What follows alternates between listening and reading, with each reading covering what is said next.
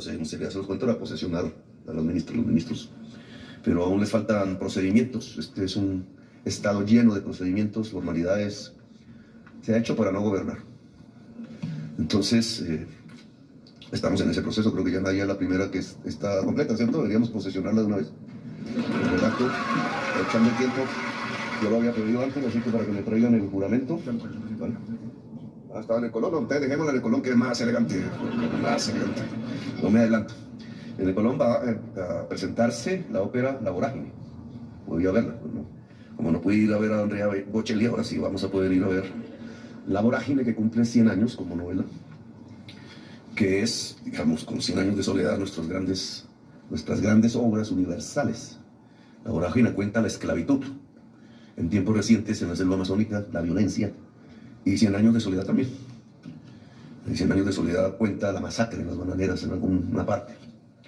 Y los 100 años de soledad son los 100 años de la violencia, y los 100 años de la vorágine, que también son los 100 años de la violencia, problema endémico de Colombia que no logra superar. Hay un hermoso debate sobre las estadísticas de homicidios, contar cómo se cuentan los muertos. Muy interesante, pero mal planteado por la oposición, como casi todas las cosas que ha planteado, casi no plantea. Se dedica a gritar histéricamente para impedir los debates que la nación necesita, como en este momento está ocurriendo con la reforma a la salud. Este gabinete tiene que ver con esas circunstancias. En términos generales, aquí hay parte del que será el nuevo gabinete. Aún no se han cambiado todos y todas las ministras que vamos a buscar. Tiene unos objetivos, unas finalidades. Uno es que el programa en sus 10 puntos fundamentales tiene que cumplirse. El programa no es todo el Plan Nacional de Desarrollo. El Plan Nacional de Desarrollo es una obra que trae de lo antiguo, de lo actual, que propone cosas hacia adelante, que es a veces caprichos de uno u otro congresista, de uno u otro ministro, y todo un libraco tan gordo que siempre se encontrará el que no se cumple, porque es demasiada la retórica que ya está y porque el Estado tampoco está acostumbrado ni a planificar ni a cumplir lo que se planifica. Y no aborda en esos libros y en esas leyes lo fundamental.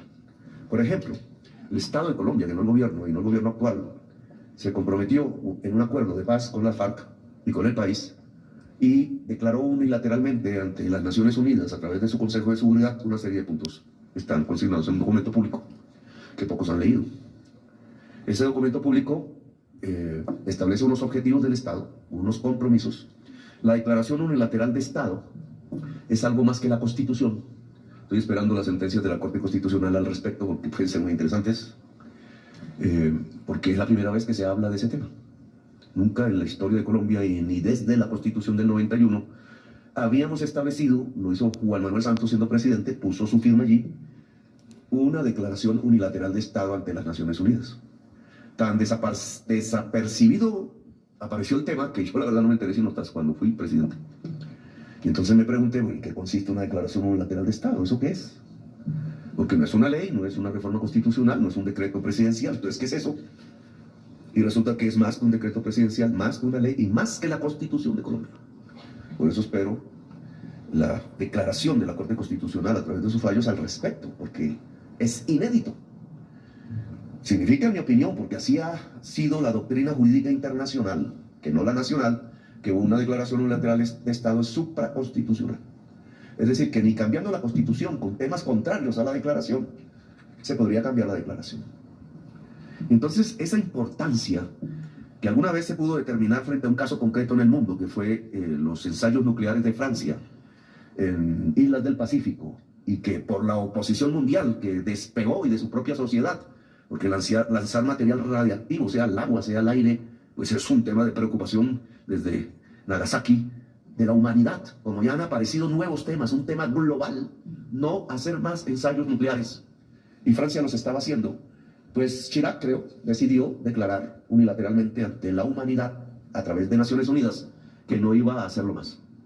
Y a algún presidente francés se le ocurrió que eso no importaba y que iba a hacer otro ensayo.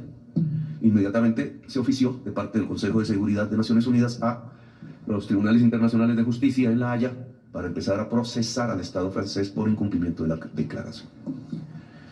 Esto no se sabe en Colombia, no se lo han contado, ni pública ni privadamente. Nosotros hemos sido los primeros en tratar de decirle a la población, oiga, lo que firmaron en esas páginas es absolutamente importante y entonces tenemos que hacer un ejercicio de cumplimiento, cumplir la palabra, empeñada, decíamos nosotros.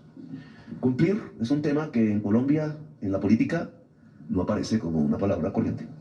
En Colombia no se cumple. No cumplen con quienes firman la paz, los matan. No se cumple con el pueblo en las campañas presidenciales, los engañan. No se cumple entre las personas mismas en los acuerdos, incluso hasta de comercio, que se realizan. Hay que llenarse de abogados para pelear en tribunales a ver si se cumple. E incluso cuando se va a un pacto judicial, tampoco se cumple. El incumplimiento de la palabra es un generador de la violencia. Y aquí estamos ante una materia grave que cojo como ejemplo. Ni más ni menos que la declaración unilateral de Estado hecho por el Estado colombiano a través de su jefe de Estado, porque hay que subrayar que ahí es un jefe de Estado, Juan Manuel Santos. Obligatorio para todas las ramas del poder público. Y si no lo creemos, probemos. Porque yo lo dije una vez, mis funcionarios muchísimo más moderados que yo, entonces a veces me convencen que el Estado colombiano le incumplió el proceso de paz a las FARC. Y que de ahí deriva la actual violencia. Lo pueden mirar en Petro, pero no importa, la historia es la historia.